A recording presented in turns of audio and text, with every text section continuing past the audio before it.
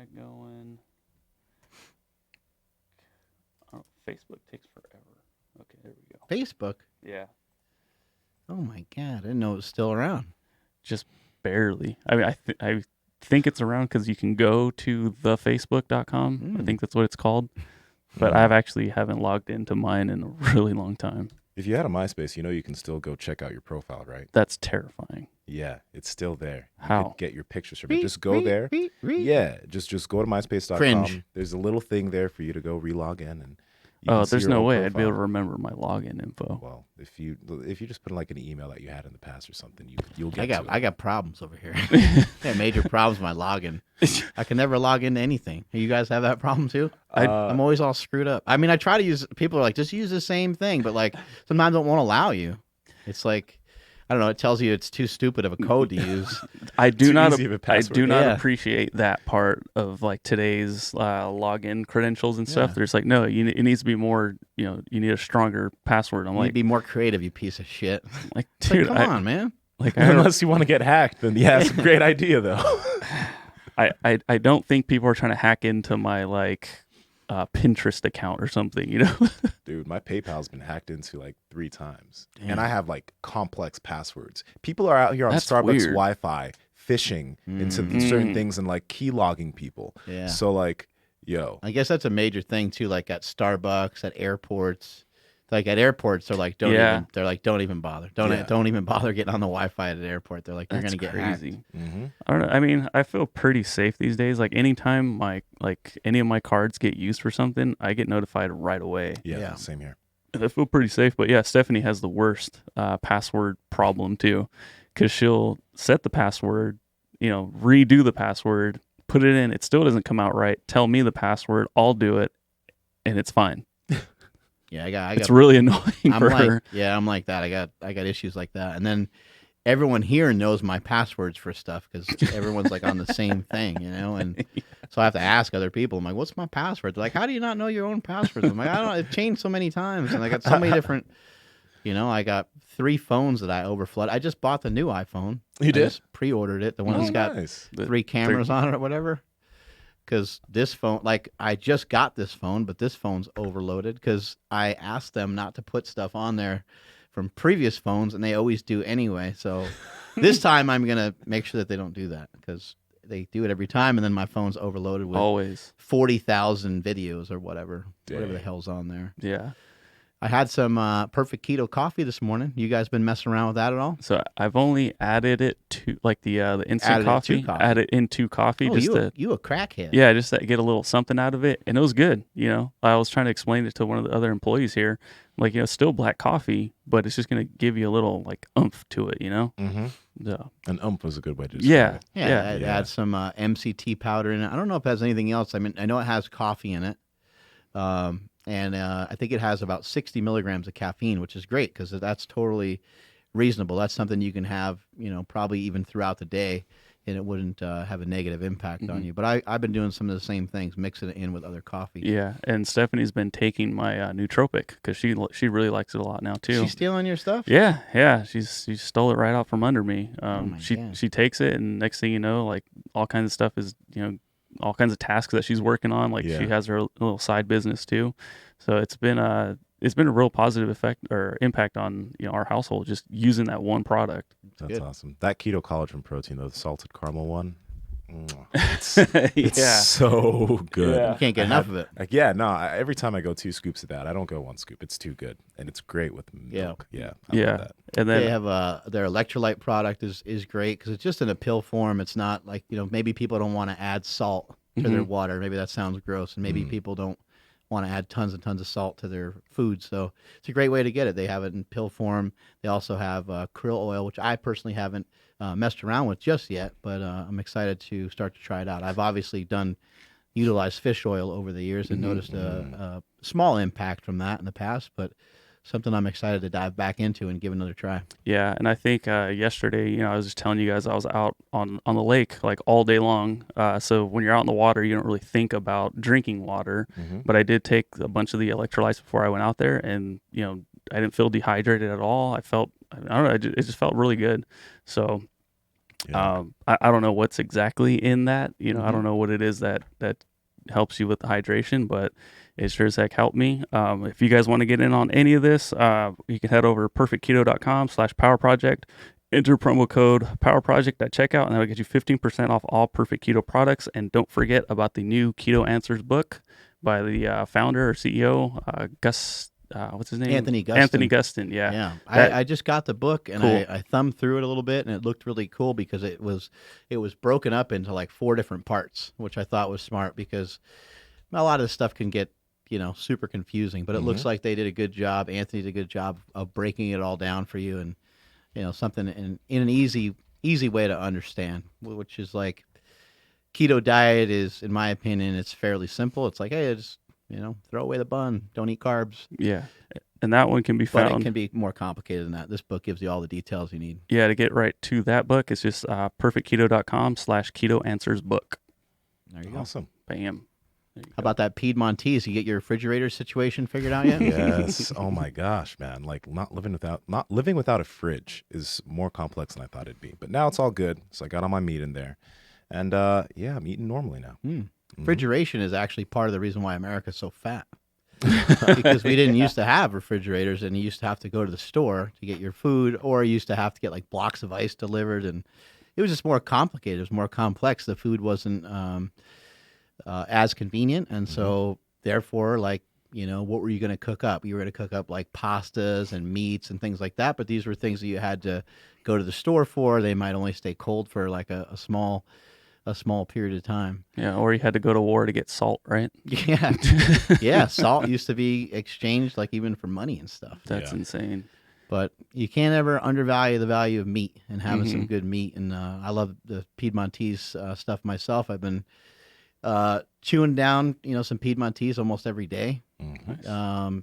Let's see. This week I've been doing my fast food challenge, so I've been rolling through some In-N-Out Burger and some different places, but it makes up a very small percentage of my diet. Those kind of junky type of meats, I would call them. Yeah. And just you want to mix up some flavors here and there. Yesterday I made a really good egg yolk omelet, but I threw some Piedmontese. It was not tri-tip. It was filet I saw that. in the meat or in the yolks, and man, it was freaking awesome. But they got really good selections of meat. They also, I don't even know if bodybuilders are like aware of how lean the meat is from there, because now you can have an option. If you're somebody that's doing a bodybuilding style diet, you're someone that's doing a vertical diet, go over to Certified Piedmontese, get yourself some meat from there, because they're going to have meat that matches up with the macros that you're looking for. It's way leaner than a lot of other types of beef that you're going to see on the market. It's almost as lean as chicken and turkey. Yeah, that's huge. I really didn't even think about that. Bodybuilders that are on prep or they're trying to stay low fat, they always stick to chicken breast and chicken breast and chicken breast. And I absolutely hate chicken breast. So if you're doing that and you're on a bodybuilding style diet, you're gonna like this. Yeah. You guys know we're not messing around. Neither is Piedmontese. You guys can head over to Piedmontese.com. That's Piedmontese.com. Enter promo code PowerProject. That's going to get you a whole 25% off your entire order and free 2-day shipping on orders $99 and above. Oh, it's so good. I'm going to make Monster Mash this week with all Piedmontese beef. Paddleboarding yesterday, Andrew? Yeah, man. So much fun. It's definitely been my, probably the coolest thing and funnest thing I've been able to do all summer is hop on a paddleboard.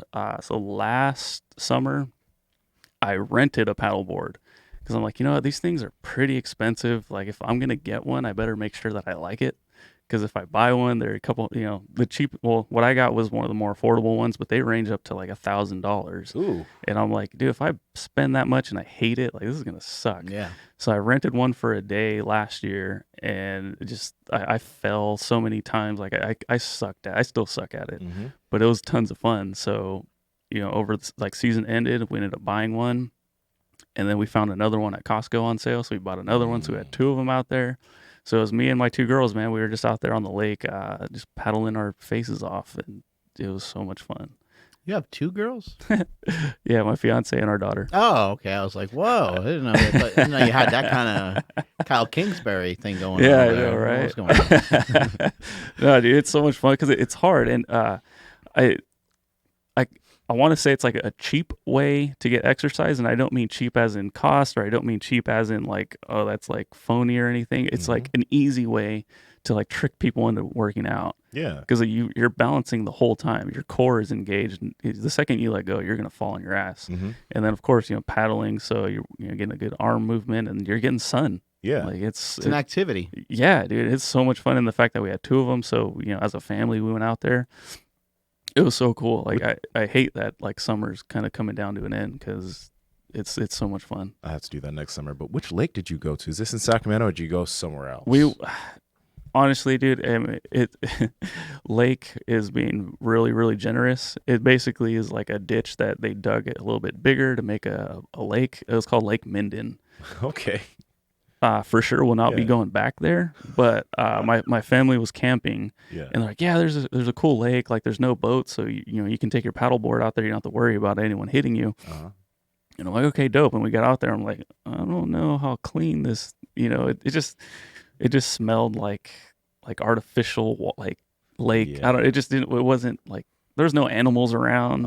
It was just like a pretty gross place, but I mean it was fun because on a paddleboard you're not like swimming, you don't actually unless you fall in, which Stephanie did fall in, so oh wow, okay. She ate it pretty hard. What are some other ways you guys think you can rope people into getting some movement in, like getting some activity in, like rather than you ask people to play like a pickup game of basketball, they're gonna be like meh, right? They're not gonna probably want to do it.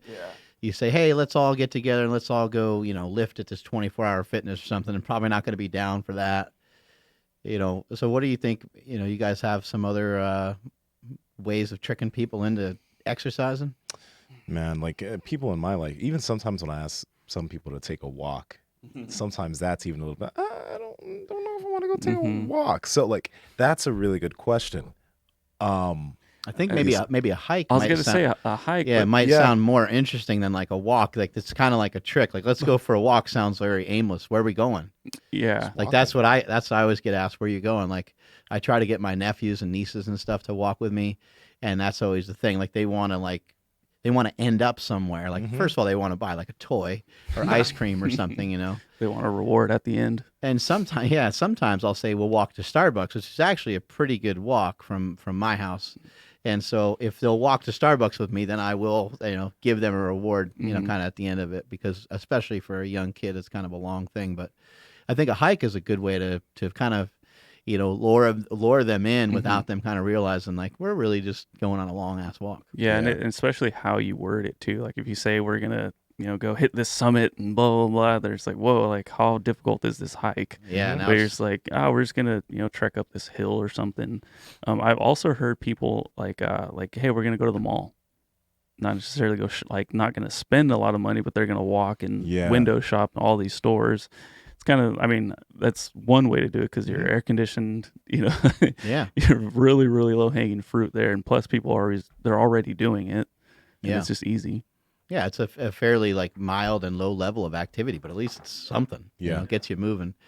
My dad, maybe like a week or two ago, I woke up and I was heading to the gym. So I walk outside and I look over and I see him there, and he's out getting his bike ready. And then him and his buddies, they're all grabbing their bikes out of the back of their car. It's him and like his church buddies on a Saturday, all getting together to go on like a big bike ride. And I was like, that's awesome. Yeah. Like I got me and my brother got my dad into some movement a couple years back just by getting him to walk. And then he liked walking a lot and he started to move and feel better. He did a little bit of lifting for a while, and he started to feel strong enough to get back on his bike again. He likes that a lot. So he started doing that.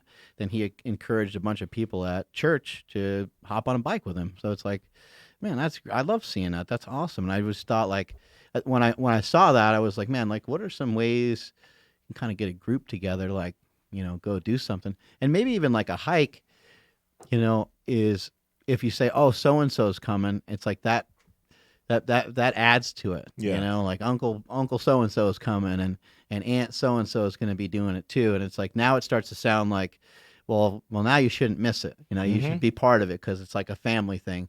And even if you don't love walking, and even if you're thinking, man, it's going to be hot, it's going to be cold or whatever, you're just like, I should probably just go. I should probably just go do that, Yeah. even though I don't want to. Yeah, no, hikes are super fun. I used to hike a lot. We didn't get to do many hikes this summer, but that's one thing that I really, really do enjoy doing. And then the cycling thing, I haven't really thought of much. I have a buddy, he does bodybuilding, but he does like a lot of long cycling.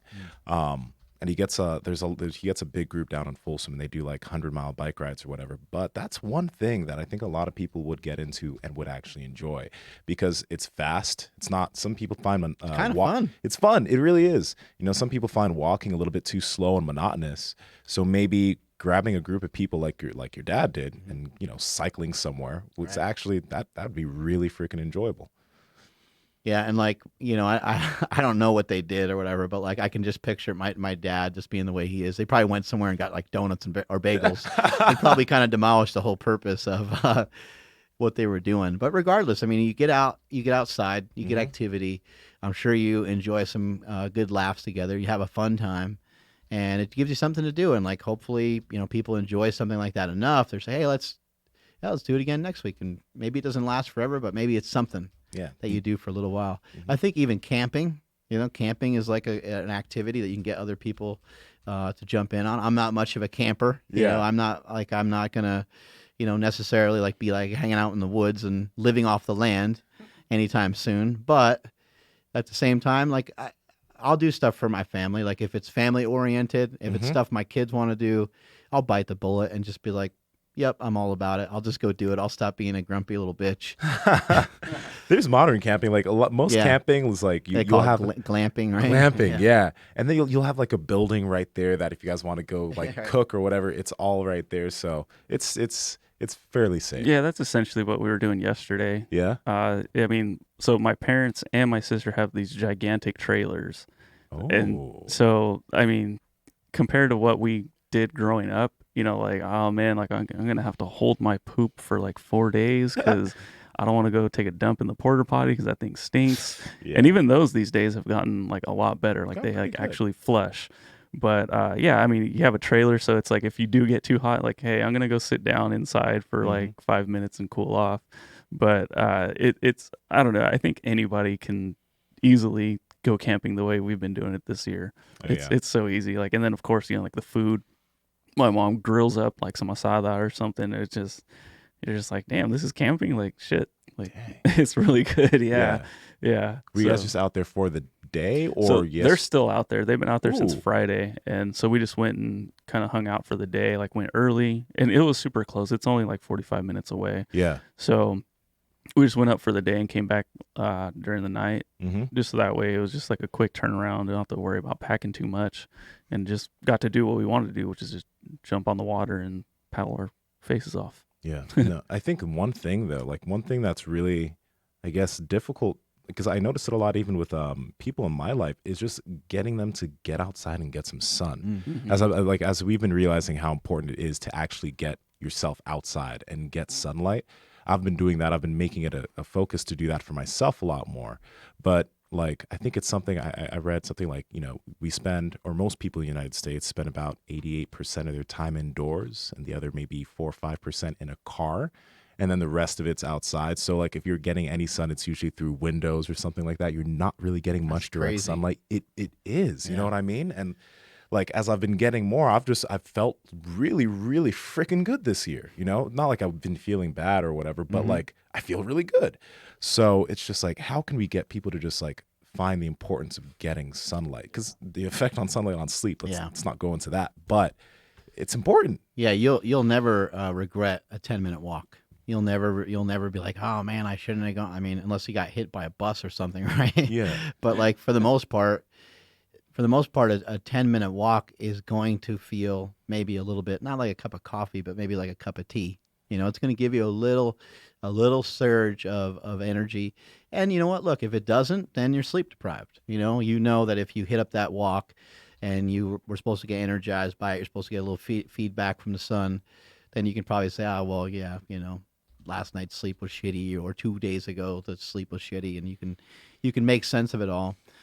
But I think it's hard to like tear down these walls. We have these things that we're like hung up on. I myself have a tendency to complain about stuff, and I catch myself, and I'm like, that's just not that's not helping anything, you know. Mm-hmm. I might complain about like the heat, you know, but then when it's cold out, I'm like, oh, it's cold, and I'm like, why do I even why do I even bother? Like everybody else can feel it too. Yeah. Everybody else has the same sense as I have. It's not like I'm alerting them of something they're unaware of. You know, like everybody, you know, knows it's hot or knows it's cold. And I think, you know, as humans, it's like you're just trying to like relate on something. And so sometimes it's easy just to bitch and moan about stuff. But for people that hate the heat, for people that really just they don't enjoy being like too warm or too hot, you know, maybe just get up a little earlier or try to do your walks either earlier or later. You know, you can't have it both ways. You can't hate the heat and hate the cold. You can't hate the morning and hate the night. Like you can't have it both. You can't hate everything. You can even Ron Penna the situation and just do what you hate least. Yes. You know, so maybe you don't really love, you know, walking at 9:30 at night. Maybe you'd rather be in bed, but maybe you like the results of it just a little bit better than you, you know, like not doing it, or you maybe hate walking, but you hate having heart disease more.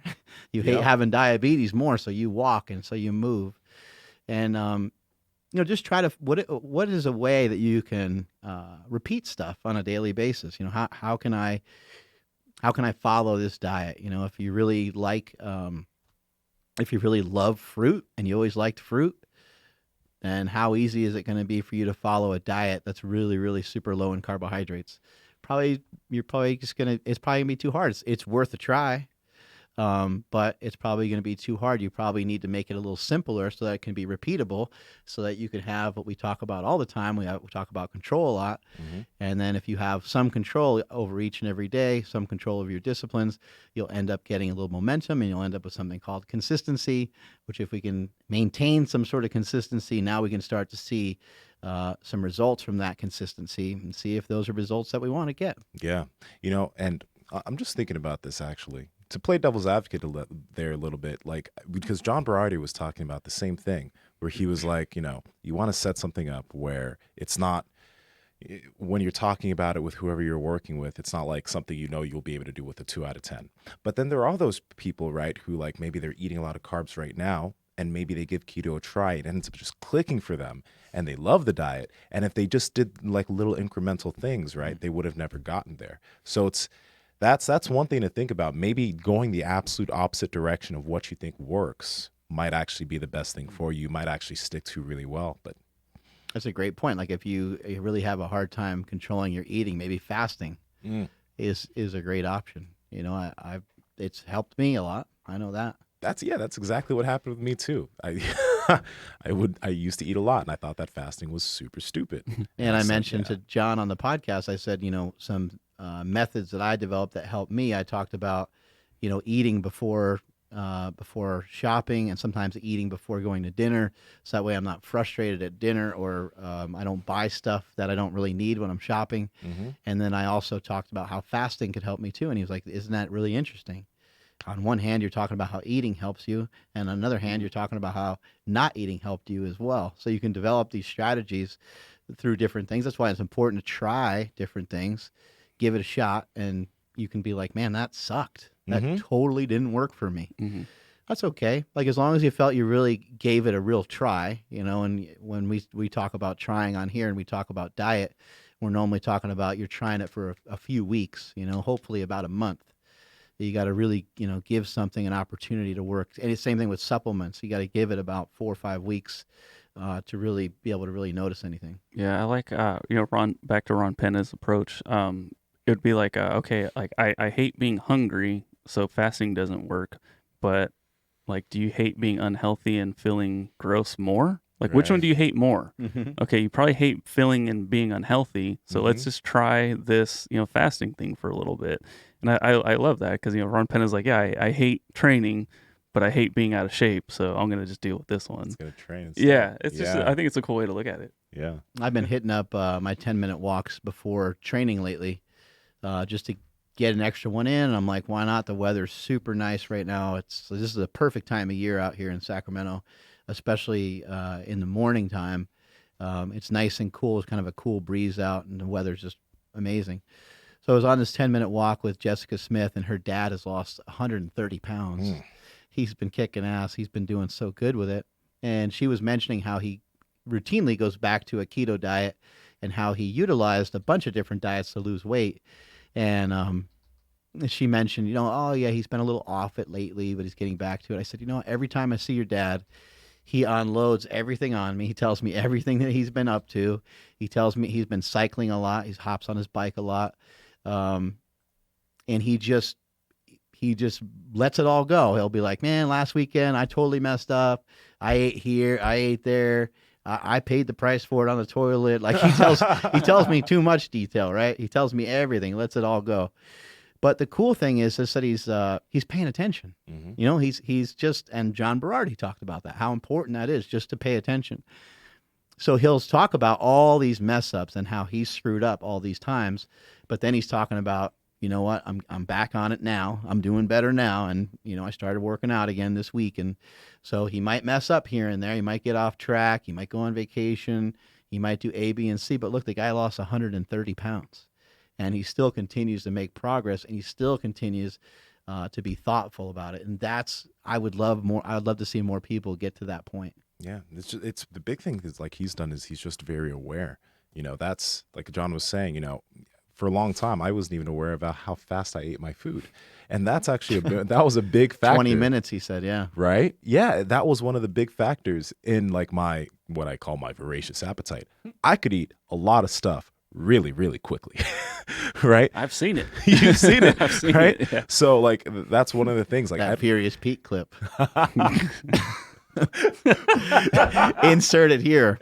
You eat pussy like that? I had to say it. I had to get it.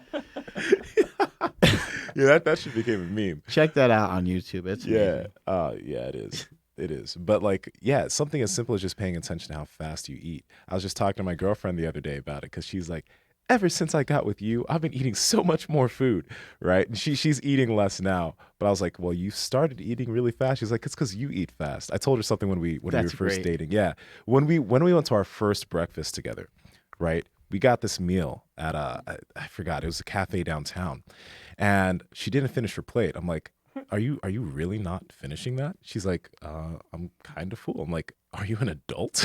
That's what I said to her. And I didn't realize, but she told me later, you made me feel so you made me feel like a kid. And I felt like it was a challenge. So that from that point on, she ate everything. And she's like, I regret that. She had really good habits, which she has now again. But yeah, chicks don't forget stuff like that. She didn't forget like, that. Remember that one time on like our first date and you made me feel real uncomfortable? I thought I was just selling a joke, but I shamed her. Yeah, I use the 20-minute thing as like a hack to try to eat more. So I was like, nope, I can't slow down because I'm gonna start getting full pretty soon. That's good for you. Yeah, so it's great because one strategy can work, one way for somebody, and the same strategy can be utilized in a different way. Mm-hmm. Professional eaters, they know that if you take too long with your eating, you're not going to be a professional eater. You're not going to be able to get down the amount of food that you need to be really competitive. And so what John Berardi was pointing out was this kind of 20-minute thing. It's going to take you about 20 minutes for the hormones in your body, for your body to kind of catch up to what you're doing, for your body to be like, hey, like, you're eating and you ate a decent amount of food already. Maybe we should slow things down a little bit. And so while I think it's good to be like mindful of your food and to be paying attention to it, a strategy that worked for me when I was coming down from my heaviest was to check emails. So like I'd eat some of my food, I have my phone there. I wasn't messing around with my phone in the beginning, but after a few minutes elapsed, once I got a decent amount of the food down, I would start to drink water. I'd start to check my email, check Instagram, or fart around on doing something, just kind of consuming a little extra time. And you get to that 20-minute mark, and you can ask yourself, like, did I get a quality meal in? Do I feel good? Somebody else pointed out in this podcast that you should be able to get up and go for like an easy run. Mm-hmm. You should be able to get out and go outside for like a jog. And I'm sure that many of you can identify with this. Probably most of the time you probably can't. Probably most of the time you got to unbutton your pants and just like lay down on the couch and not move. And that's probably okay to do that here and there. But for the majority of the time, you probably just want to fill yourself up to where you're like, I'm good. Yeah. The fact that I've been able to do that right for however long now is still surprising to me because I used to always eat until not just satiated, but just like over that, like very, very, There's very no full. more. There's not room for anything else. It's no more room. My stomach is distended, and I'd much rather just sleep right now. So it's good to have this type of control. We've talked about this before, but it's never, I've never thought that I'd be able to have this control over food like I do over everything else. So it's good to have that feeling. It's good to be able to know strategies like the ones we were just talking about to be able to do that. It's powerful. Yeah, we talk a lot in this podcast about what to eat, and I think John Berardi did a good job explaining how to eat. Mm. How do you eat? Like you mentioned on this podcast previously that you primarily are eating, like it sounds like, meat, vegetables, some potatoes, some rice. I think maybe there's some fruit in there here and there. Here and there.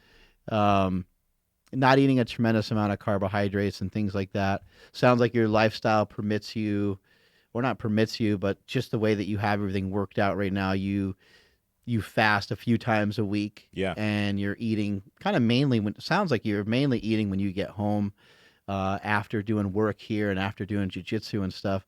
Do you like meal prep? Do you have a bunch of like leftover food, or are you mainly cooking things fresh because of the fact that you're mainly just eating when you get back to home base? Just like last night, I had jujitsu in the morning, and then I did a lot of just stuff during the day. So I didn't eat until I got back home around 7:30 p.m.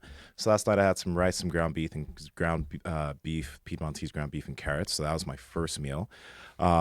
I let that sit for a little bit. Then I went on and got 2 steaks, and then I had that with some spinach. And that was had some liver too in between that.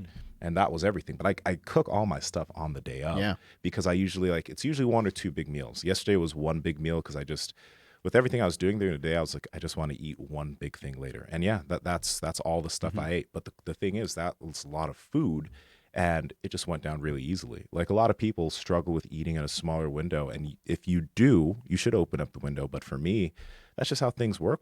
Things just work well for me in that way. And I was going through the whole day feeling great. I wasn't feeling crazy hungry. Like, yeah, maybe my stomach would rumble here and there, but now I'm used to that. It's not nothing that's like a trigger where I have to eat food. And just it works great.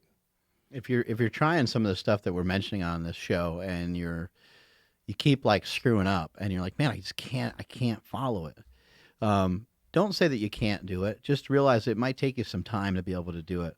These are all things that like we worked our way up to. This is all like, it's taken a long time to be able to get here. Nsima's been bodybuilding and powerlifting and eating a healthy diet and paying attention to your food for how long? Oh, well, been doing that since I was like, in terms of like really getting an idea of what I should do in terms of my food, maybe I was like 21. Yeah. 2021. So the last 5, 6, 7 years. Yeah. But I think like one thing that a lot of people do, and I've been guilty of this in the past, is thinking like whatever protocols that someone does, like if I do it, that's a hard and fast rule. And I've noticed this because I've been getting a lot of DMs like, I can't fit all my food within 4 hours. And in the back of my head, I'm like, so then just do it 6 or 7 or 8. It's not like there's no magic to the 4 hours that I'm eating food or anything. Right. If you want to spread it into like an 8-hour period, spread it into an 8-hour period. That's perfectly okay. So with all the things we're saying, like even when like sometimes we talk about carnivore and we talk about like not eating vegetables, you can add in some vegetables. We've mentioned that multiple times. It's like unless you have some real issues with being able to digest that stuff, there should be no reason you can't add that into your diet. You're not going to gain some fat or anything. So it's just figuring out a way to like, you could still utilize fasting, but you don't have to do a 24. You could do a 16-8. And you could even do a 14-10 if you want to start off that way. There's I think that there is a benefit in having a window of food or window of time when you're just not eating. I was listening to something from, Rhonda Patrick, right? Rhonda Patrick and just like a bunch of other individuals who've done a lot of research into fasting and have studied the research of fasting. Has just found that one of the indicators of like longevity in the long run, and I know that they've done this on like rats and other stuff, but it's just having periods where these rodents just don't eat. And even when like I think the rodents would they would fast, right? and then eat on another day, and then versus the rodents who would eat all the time, they would still eat. The ones that fasted would still eat about 90% of the food that the ones that didn't fast ate, but they'd live about 15% longer. So, like, I Just think because they were eating a little less just because overall they're food. eating a less overall food and just eating a little bit less frequently. There's something to that too. So I do think that there is a benefit in that. But you don't have to take it to the extent where you don't have to do a 24-hour or 48 unless you want to try that out. But Yeah. there's no, I'm just trying to say, in this, make it fit your lifestyle. There's no hard and fast rules here to do what I do or to do what you do. Some people have even referred to it as intermittent eating. You know, you can kind of look at it whatever way you want. But if you've been spending a long time, you've been spending a lot of time every single day thinking about where you're going to eat, what you're going to eat. How many of you have just finished lunch and said, what are we having for dinner? You know what I mean? Or like you meet someone for breakfast and then you're like, yeah, what are we doing for dinner? Like, and you're still at breakfast. I mean, how fat is that, right? You know, our mind is so occupied. So many hours of our day. You talked about how long people spend inside the house. How often it is like food in our head during the course of the day? Probably a large portion. And you start to make some rules. Maybe you follow a schedule or follow a clock and say, you know, I'm going to eat every day at 8 a.m., noon, and then 4, and then 7. And you do that every day. Like, at least you're now on a schedule. At least you know when these meals are coming and you can prep for them whatever way you need to. If you know that you're at work, then you need to bring a meal, 2 or 3 with you. If you know that, you know that you're going to be traveling, then you can bring, meals accordingly. If that seems like a huge hassle and doesn't seem like something that you want to mess with, then you can fast and you can kind of do more of what Nsima and I do, where it's like, I do the same thing that he does. I cook when I'm home usually. I've been doing this fast food thing for the last 7 days, and that's been fun. That's been, great to just mix things up. Just something I wanted to try and experiment with, and I wanted to show people are always saying like, oh, it's easier for you because you got a lot of money and stuff like that. And yeah, money is convenient. Money makes a lot of things really convenient. I can go online and order from wherever I want. A lot of other people have a similar option, but maybe they don't want to do it because it costs too much money. So I can do that. I can afford to do that, or I can afford to eat a filet mignon every meal if I wanted to. So yeah, that does sound like appetizing. It's like, well, shit, you're able to eat a filet every day. But I also did all this too when I was broke. I didn't always have money. So I know what it's like, and I know what it's like to have to buy the 80-20 beef rather than buy the filet mignon. Like, I lived all that. I've been through all that. And I would price search. I would go to the store and I'd look at the ground beef and I'd look at the chicken. I'd be like, I'd get the frozen fucking chicken thighs, even though I didn't really want them. I wanted to get the beef, and I just sucked it up. And then every time I had the beef, though, it was like, holy shit, man, this is a field day, and I would get tri-tip or something like that. You can bitch and complain and make your situation as hard as you'd like, or you can start to make some changes and start to try not to make excuses on why you're not doing the things that you feel like you should be doing.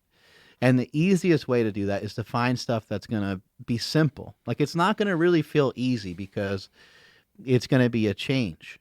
So because it's a change, it's not going to feel like it's easy. After a while, when somebody asks you, they say, hey, how was that diet that you did where you lost 30 pounds on a scale of 1 to 10? You'd be like, it was a 4. In the moment of you starting it, and in the moment of you like getting to bed on time, and the moment of you doing your cardio, you're like, man, this is like a 9.5. I'm going to die. Like, you can't handle it. Like, you're ready to die because maybe you made multiple changes at once. But when you look back at it, you're like, that was chump change, man. That was not hard at all. Yeah. That's the definition of like all the diets that I've tried in the past.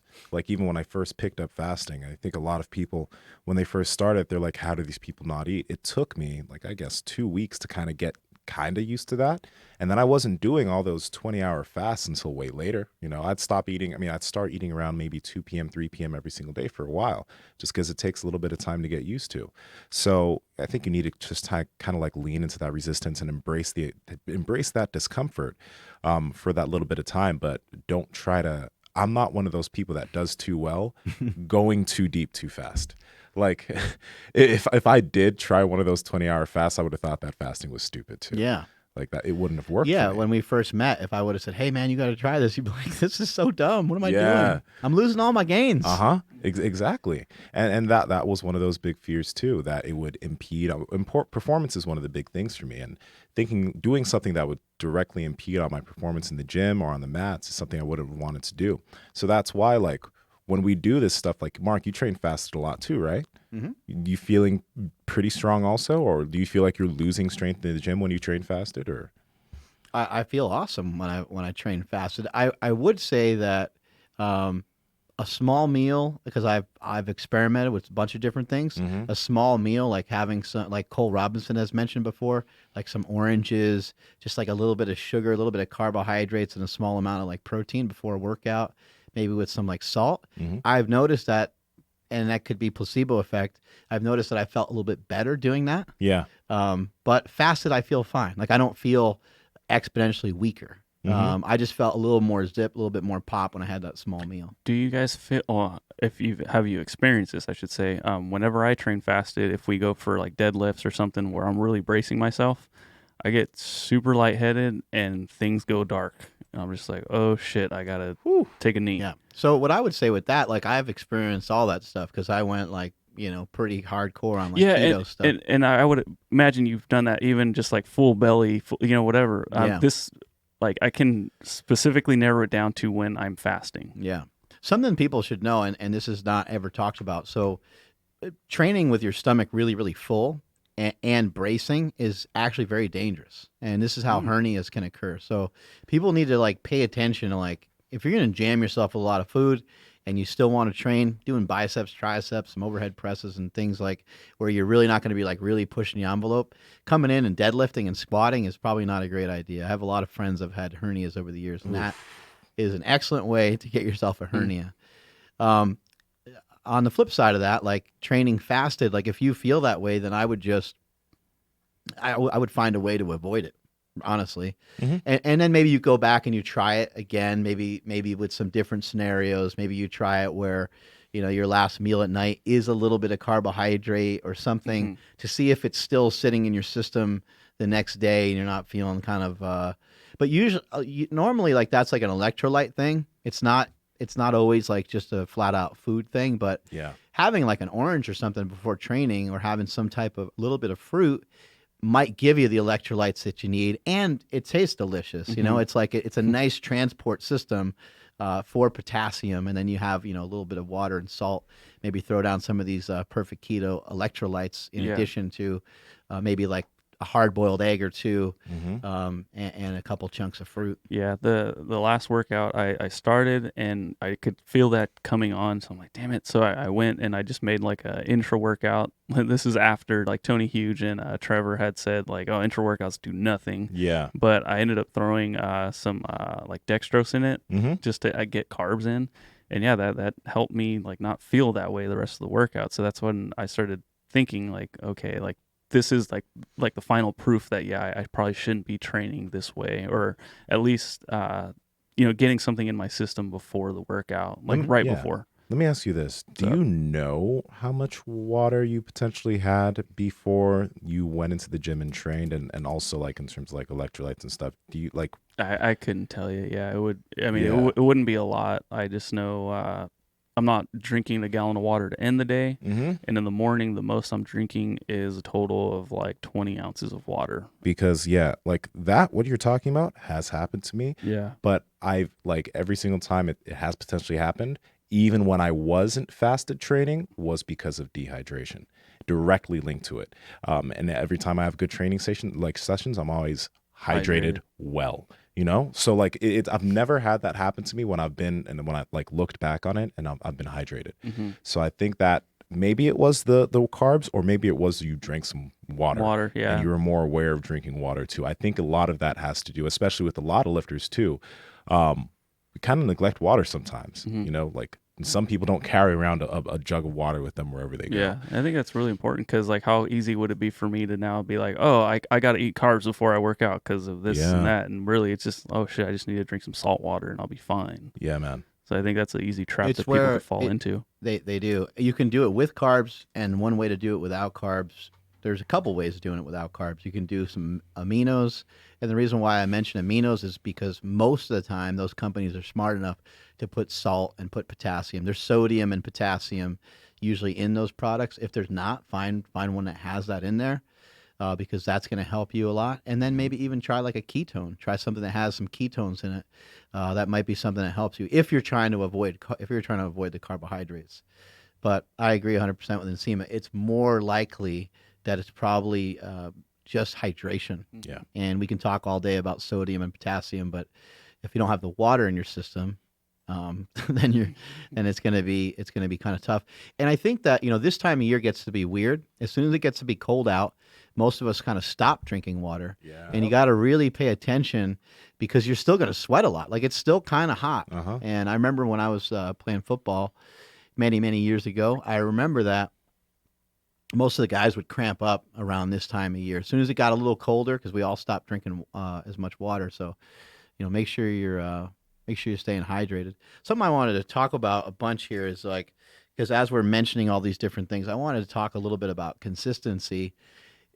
And I wanted to kind of map out the way that I see consistency being, because I think maybe people have an unhealthy relationship to what they feel is consistency, because I think we want to all of a sudden turn into like Kobe Bryant, or we want to all of a sudden turn into like Michael Jordan and think that we're gonna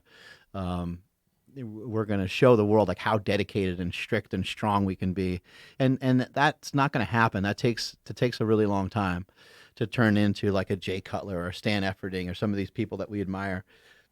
So your consistency, it might look really crappy when you first start out, but it's still consistency because it's still happening more often than it's not happening at this point. So like in terms of let's just take working out.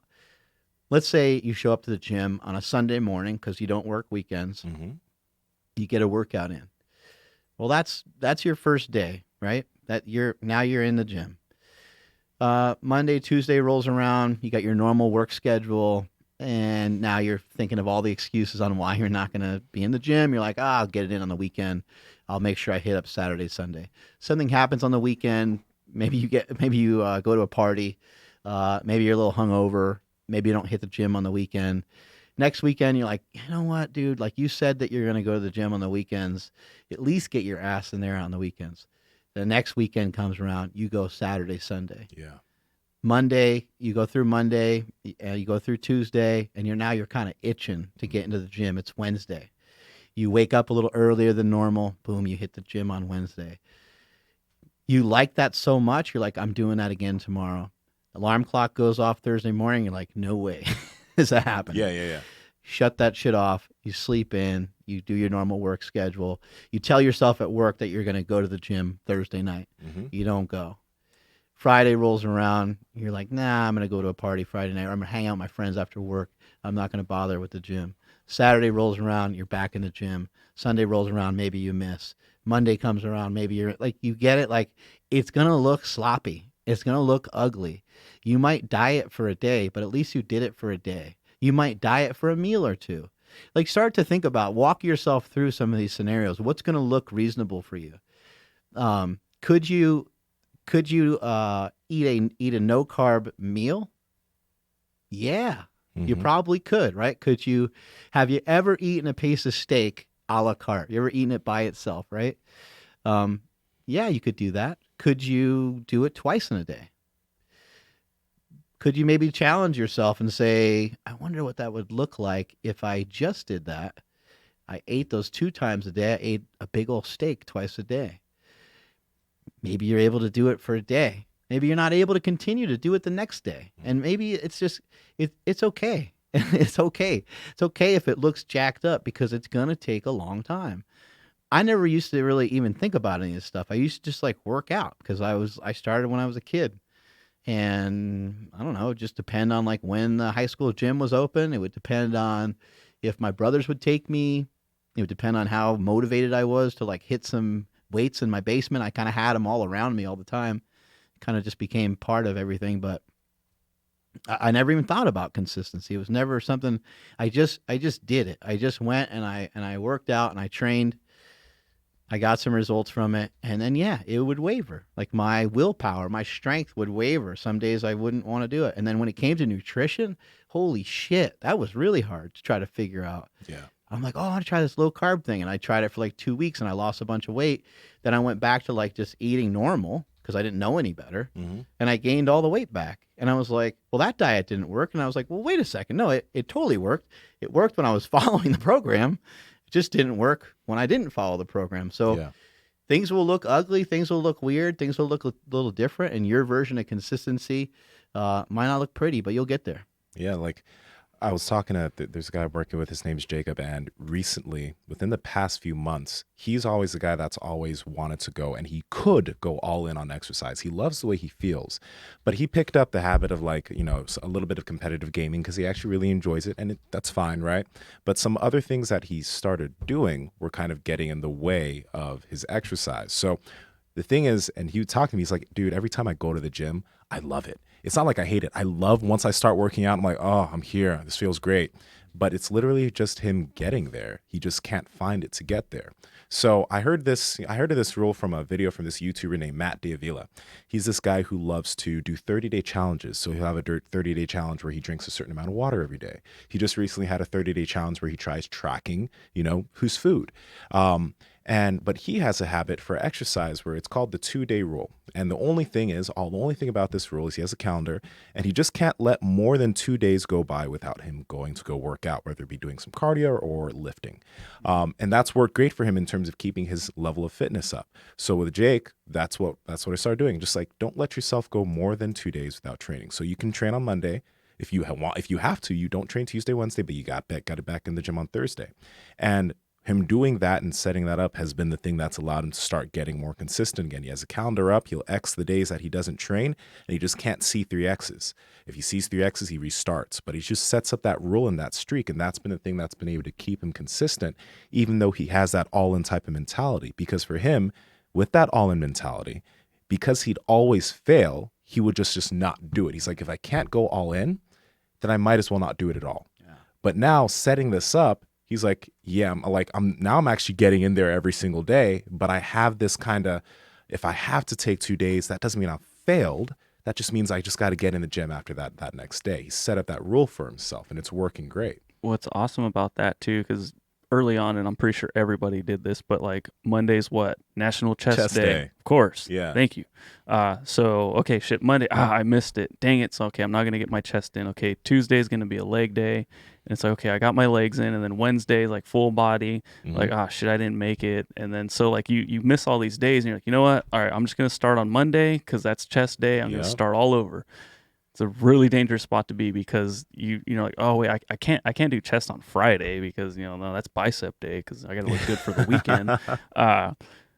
But when you just say like, okay, I can't miss more than 2 days, like whatever that day is, that's just what that day is. It's not like a label where like, oh wait, today's my cardio day. Ugh, I don't want to do cardio. I'm going to just go back to bed. Yeah. Like, no, so I think that's really cool. And I think a lot of people should use that type of non-schedule, right? Like just get into the gym every other day, I guess. Yeah, if it works for you, if you can set something up where you're just getting in consistently, you can build off that. Because right now, currently, even though we have that rule set up, he's gone every single day. But in the back of his head, because if he doesn't go one day, that doesn't mean it's failure. He's now able to be more consistent, For me, myself, like my rule for myself is I need to get in some type of exercise every day. Exercise for me is either working out in the gym or going to jiu-jitsu. Some days it's doing both. So, but that, like, obviously I've built up to that, but that's what it is for me. That's my rule. I got to do one or the other. And if I do that, then I feel good because I just feel good doing some type of exercise. You're pretty dedicated to the gym, so maybe you're a little free with the gym, but I would imagine that you have like a window. You have like a lifting window. Like, what's your lifting window? And do you set it up like a day or two in advance? Do you know approximately what time you're going to work out? I usually, because like, yeah, I usually try and train here, but if I can't train here, then I'll have to train at Cal Fit. And if anything, it might be in the early afternoon or the evening if it's not on a day that I do jujitsu. But in your head, the day before, you're probably like, I'm probably going to do that. Like, maybe it's not like I have to, but there is importance of it. But you can also audible in case you get caught up with work or doing something that you feel maybe more urgent. I know where I'm typically going to end up on a day-to-day basis. And I know like if the next day is going to be really, really busy, I kind of know, okay, this is where I'm probably going to end up. I'm probably going to end up only doing jujitsu tomorrow. And then maybe the next day I'll go to Cal Fit and do jujitsu or something like that. And the cool thing about jujitsu is that there's a schedule. And so it's like... That's always set. It's always set, right? Yeah. So a lot of people just need to make a schedule for themselves too. This day and age, you know, we're very, very fortunate to be able to like just kind of work remotely, and we're very fortunate to like not have a schedule all the time. Even people that have like quote unquote 9 to 5, sometimes they don't always have to be in the office. And so like not having a schedule is like kind of the kiss of death, you know? You're thinking, man, this is going to be great. A lot of people think it's going to be great when they work for themselves. Like, this is going to be awesome. But working for yourself just basically means that you're probably going to work 24/7, and you're probably not going to ever have a day off. You're going to always be attached to the business. There's no holidays. There's no vacations. There's no, like, you're literally working kind of all the time. Now, you do get to set your times up to where you're away from it, and there's a lot of great things that you can do once you like gain control, once you start heading in the right direction. But I think for a lot of people, just setting a schedule would be really, really important. I mentioned setting a schedule with your food. As ridiculous as it sounds, if you said, I'm eating at 3 and eating at 7, and you just did that every day, like that would be a great start. If it feels like you can't follow it, maybe throw in another meal. Do whatever it is that you feel you can make work. And then same thing with your lifting. Throw out a time. Just be like, I'm going to, you know, and if that's hard for you, then invite somebody else in. You know, invite someone else in, invite in like an old friend and say, man, I train every morning at 7 a.m. And just then now you have to be there because they're going to be there. And it's going to drive you crazy, but it will help with your consistency. Yeah. Put you on the hook. You guys ever, I mean, I know, Mark, you definitely haven't because you do a lot of notes and stuff, but you're not into apps or any little like hacks type things like that. But Nsima, have you ever worked with anybody and used a habit tracker? I actually... Y'all know how I like games and stuff. So I use something called Habitica. I actually personally use Habitica. Have you ever heard of it? No, is it an app? Habitica is like it's like a little habit MMO. Of course it would be. God dang it. Yeah, it's like a habit MMO. So like you can put in certain habits that you're trying to like, you know, build in to you, right? And I see where this is going and I like it. Okay. Yeah, like okay, and then you'll have you'll have your daily habits that you want to have. You'll have like weekly or things that you're just trying to do or whatever in general. And every day, you know, it'll pop up. It'll have you check off what you've done and what you haven't. Well, if you didn't do certain things, your character loses health. Yeah. It can de-level. You could lose levels, and like it doesn't work well. But if you do what you need to do, then your character grows in XP and levels. You could fight more bosses and shit like that. It's pretty, hey, yo, I like games, all right? So it's a fun way of habit tracking. But if we're on this topic, Andrew, if you can find it, there's this other habit tracker that actually a lot of people swear by. I'm not doing it because I ain't trying to lose money, but it's a website where you'll put in what you're trying to do, right? If you don't do it, automatically it'll take $5 from your checking account. Betting on yourself. Yeah, and you can have it take a certain amount of money. I heard of a person that they were trying to finish writing a book. And literally, I think they put in like every single time that they didn't, you know, write a certain amount of pages or actually sit down and do it, they would that thing would take away $100 from them each time, right? Yeah. And then they ended up, boom, finishing it, right? So like for some people, they just need to they need that extra oomph or extra push to help them to set and actually work towards these habit goals. I think a lot of those habit trackers can be Habitica. Some of those habit trackers can be pretty beneficial for people, but Yeah, man, Habitica's pretty dope. I dig I it. like the idea for Yeah, sure. And yeah. the one that you're talking about, I think what it is like I have you as my accountability partner, and I'm like, okay, you know, make sure I go to the gym, 5 days a week. If I don't, here's $100 to donate to whatever charity or whatever it is. Uh-huh. And so there's actually money on the line, but it's not like a weird thing where like you and I are just betting. It's actually it goes to a good cause. Yeah. But yeah, that is definitely taking it to the next level. This looks cool. Hey, Well, you man. think about like habit, right? And then a bad habit can sometimes, or any habit, it can turn into an addiction, right? And when you have an addiction, they have you go through a 12-step process. One of the parts of the 12-step process is to have like a sponsor. You got someone that's going to hold you accountable. And in this case, like with fitness, it could be a coach. It could be a lifting partner. It could be an app. It doesn't really matter, what you use. It just matters that you have something, because otherwise you're going to be out there in this world by yourself, and you're probably going to be getting demolished if you're having a hard time with fitness and with diet. Yeah, us millennials and our apps. But hey, like having certain things for people to keep you accountable is super powerful and super necessary. Like at jujitsu, it's not something I think about. I enjoy jujitsu so much, but there is probably an element of there have been times where I've gone back in and people are like, "Yo, where you been? Why? What happened? Something? You good, bro?" Like, yeah, I'm good. Like, Oh, we're still so, not. Yeah, are we not showing up on Monday and Wednesday anymore? Yeah, and yeah, no, They and fuck with you, right? They fuck with you, and I do that with people. Like I do that with people too. Like there's this guy Tim, and he's that guy that I want to like. I need to get my training in because he's like 6'2", 260. He's strong. I keep telling him to come and train here. He's strong as hell. But there was a little period. I wonder if I met this guy. You may have met him, man, because I he's like a think- bald white dude. Yeah, He's he's pretty big. I met him at like in this parking lot. He was like here for some reason. I don't know why. he may have been buying equipment. Yeah, he might have been buying something or whatever. And I ran into him, and he said, "Oh yeah, I do." And he said that he trains at your place, and I was like, "That guy's big." You met him. Yeah. You met him. That's Tim. Yeah. And there's a little period where he wasn't coming for like a week or week and a half. And it was because of some chick. And we were getting on him like, "Tim, you can't let these girls get you out of jujitsu, bro." So there is that personal accountability because people do expect to see you there. Just if I never trained here at all, I'd get some shit from people. Like, are you not training in Nsima? What's going Right. on? So it's good to have that. It's really good to have that. I love it. We're gonna stop for today, and maybe we'll do another podcast. We'll talk about that. See what else we got going on. You got something else, Andrew? Yeah, our boy Dylan. Remember we gave him a birthday shout out.